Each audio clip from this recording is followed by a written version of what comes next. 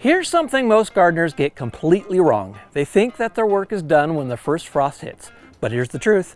What you do right now in these next few weeks will determine whether you're fighting your soil next spring or whether your plants practically grow themselves. I'm Sunny from Sunnyside Soil, and today I'm sharing 5 critical tasks that will transform your soil over winter while you're inside drinking hot cocoa. And stick around because tip number 3 is something even experienced gardeners mess up, and it's costing them literally hundreds of beneficial organisms in every handful of soil. We need to talk about why winter soil prep is actually more important than spring prep. Because while you're sleeping, your soil is alive and working. The question is, are you giving it what it needs to work for you? Look, I get it. When temperatures drop and your tomatoes turn to mush, the last thing you want to do is spend time in the garden. But here's what's happening beneath the soil that most people don't understand. Your soil biology doesn't just shut down in the winter. It slows down, sure, but fungi are still breaking down organic matter. Earthworms are still tunneling, and all those microorganisms, they're going into a kind of hibernation mode. But they still need food reserves to survive until the spring. Think of it like this. You wouldn't send your kids to bed without dinner and expect them to wake up early for a marathon, right? Well, the same principle is with your soil. What you feed it now determines how fast it wakes up in the spring. So let's dive into the 5 essential tasks. And I promise, none of these require a tractor or a trust fund.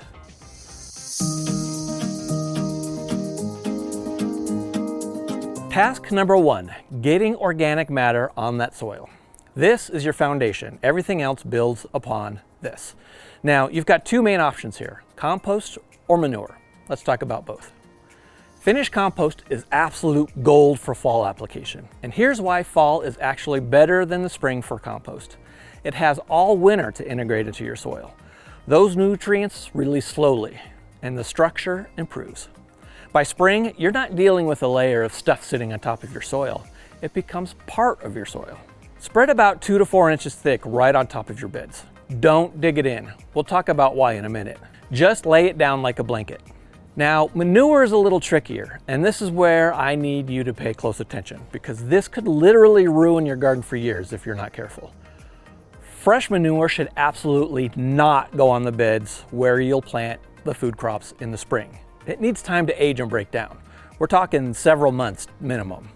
The pathogens, the ammonia levels, the sheer intensity of the fresh manure, all can burn plants and create food safety issues.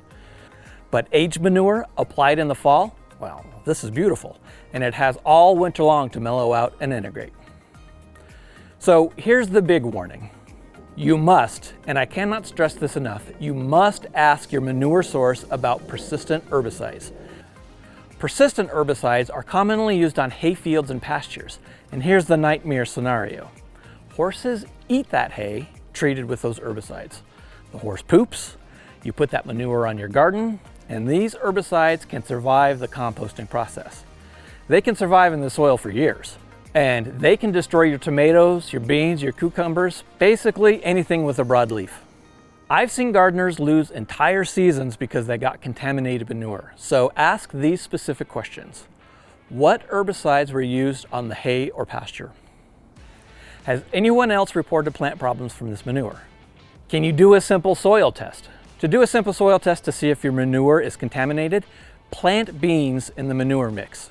If they twist and deformed, well, it's contaminated. And if you can't get a clear answer, don't risk it. Stick with compost from a reputable source or just make your own. For those of you who do have clean manure, spread it about 1 inch thick. You don't need as much as compost because it's more concentrated. Let winter do the work of breaking it down. And here's a pro tip. If you're putting down manure, do it earlier in the fall than later. You want some microbial activity still happening to start that breakdown process before things really start to freeze up.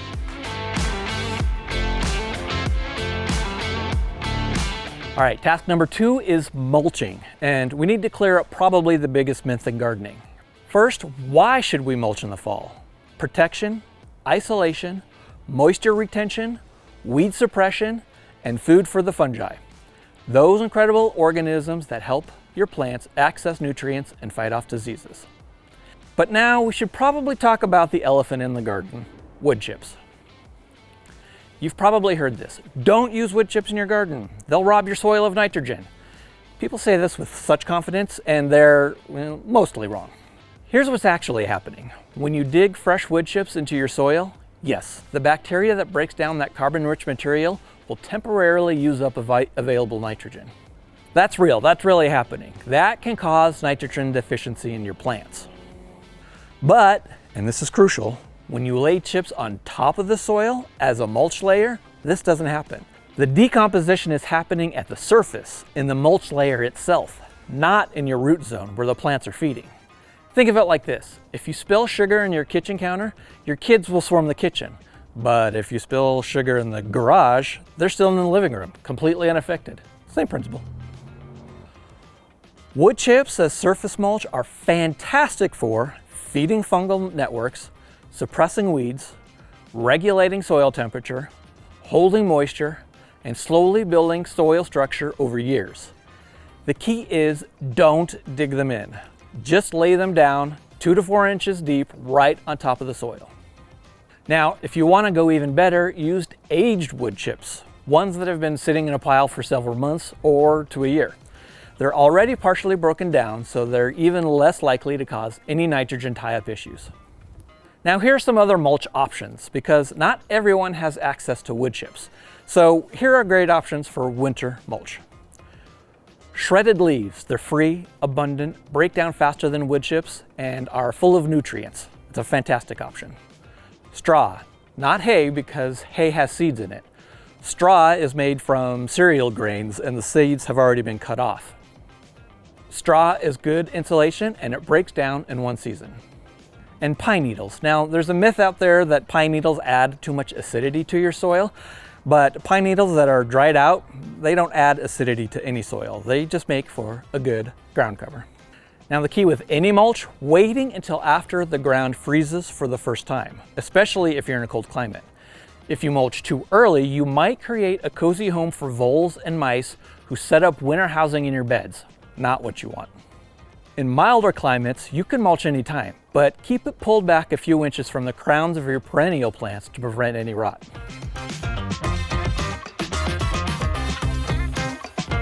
Task number 3, and this is the one that makes such a difference, but almost nobody does it. When your annual plants are done for the season, your beans, your tomatoes, your squash, here's what most gardeners do. They grab it by the base and they yank it. They pull the whole plant out, roots and all, and toss it into the compost. Stop doing this. Here's what you should do instead. Take your pruners or scissors and cut the plant right off at the soil level. Leave the roots in the ground. But why, you're asking? Won't those roots just rot and create problems? They will rot, and that's exactly the point. Those roots create channels in their soil. As they decompose, they become highways for water and air. Those root channels allow water to penetrate deep and air to circulate. This is natural tillage without destroying soil structure. The roots create food for soil biology. As roots break down, they feed bacteria, fungi, and countless other organisms. And this is premium food too. It's right where they live, right in the root zone. And number 3, carbon storage. You're leaving carbon in the soil rather than removing it. Over time, that builds soil organic matter. Number 4, mycorrhizal preservation. Many of your plants had mycorrhizal fungi attached to their roots, beneficial fungi that help with nutrient uptake. When you rip out those roots, you destroy that fungi network. When you snip and leave the roots, those networks stay intact and can quickly colonize new plants in the spring. Now, there are only a couple of exceptions to this rule. Brassicas, like broccoli or cauliflower, might harbor clubroot. If the clubroot is an issue in your area, then remove those roots. And you don't want to leave in the roots in for something like perennial weeds or plants that vigorously self-seed. But for healthy annual plants, well, snip them off and leave those roots to feed your soil. Now, this is one of those practices that seems small, but it compounds over years. Your soil structure gets better and better. Your biology gets more and more robust, and you're doing less work, so it's a win-win-win. Task number 4 is cover crops, and I'm going to give you both the ideal scenario and what to do if you're watching this thinking, uh-oh, is this too late? Cover crops are plants to grow specifically to benefit the soil, not to harvest. They're your soil's winter coat and breakfast all in one. In the fall, your best options are winter rye because it's hardy and it grows in cold temperatures and also has an amazing root system. Another option is crimson clover because it's a great nitrogen fixer, it's beautiful, and in the spring when it starts to flower, it'll feed the pollinators. Another option is Austrian winter peas. It's a nitrogen fixer and it's cold hardy. And then there's hairy vetch. Hairy vetch is great because it's tough and will last through the winter. The ideal timing is to seed this 6 to 8 weeks before your first frost. This gives them time to germinate and to establish before winter really hits. You just broadcast the seeds over your beds. You can rake it in lightly, but you don't need perfect coverage. Water it if it's dry, and then just let nature do its thing. Come spring, before these go to seed, you need to terminate them. Here are some options. Mow them down and leave them as mulch. Crimp them with a roller crimper, if you have one. Chop and drop them with a string trimmer. Or top them 2 to 3 weeks to kill them with no light. Now the key is to do this about 2 to 3 weeks before you want to plant. This gives the material enough time to start breaking down. But is it too late? Here's the truth. If you're watching this and it's already late fall, you might have missed the window for traditional cover crops. They do need time to establish, but you do still have some options. You can plant a winter-killed cover crop, things like oats or field peas. They will germinate in the fall, but the winter will kill them. Come spring, you have instant mulch. No termination needed because they've already died over the winter. This works even if you're planting just a few weeks before the last frost. You can just mulch. Now, we already talked about this in tip number 2. Heavy mulch can do many of the same things as a cover crop. They can protect soil, suppress weeds, and feed biology. Or you can plant a fast-growing cover crop in early spring before your main crops grow in. Buckwheat is a great example for this. It germinates fast, it grows quick, and you can terminate that in just 4 to 6 weeks. Task number 5, and this is a quick one, but it's so satisfying. Ground eggshells. If you eat eggs, you've got a free source of calcium that your garden will thank you for come spring. Here's what to do. Collect your eggshells throughout the fall and winter. Rinse them out so they don't attract pests. Let them dry and store them in a container. Grind them up. You can use a coffee grinder, a food processor, or even just crush them in a bag with a rolling pin. The finer the better because once you put them in the garden, they'll break down faster. Spread them on your beds. You don't really need a lot, maybe just a handful per square yard. You can do this in the fall or wait until spring, but fall gives them more time to start breaking down. It stimulates overall plant structure. And here's the thing, calcium doesn't move quickly through the soil. When you add it in the fall, it has time to integrate and become available to the plants. Spring application works too, but you're asking it to do its job faster. Now, some people ask me about baking the eggshells first to kill any potential bacteria. If you're concerned about that, you can bake them at 200 degrees Fahrenheit for about 10 minutes. Personally, I don't bother. I just use the washed shells that have been dried, but you do you.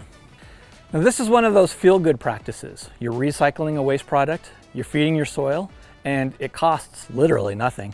Plus, it's a great way to feel productive with your garden, even in the dead of winter, while you're inside drinking coffee and crushing eggshells. So to recap, you want to get your organic matter down, compost or clean manure. Mulch generously and don't fear the wood chips. Snip your plants and leave those roots in the ground. Cover crops if you can, and don't stress if you can't, and grind up those eggshells. Do even 2 of these and you'll notice a huge difference. If you do all 5, well, your soil will just be unrecognizable by spring. And if you found this helpful, smash that like button. It helps other gardeners find this information. Subscribe to Sunnyside Soil for more practical science-based gardening advice. And drop a comment below. Which of these 5 are you going to tackle this weekend? Now get out there and give your soil the winter prep that it deserves. See you in the next one.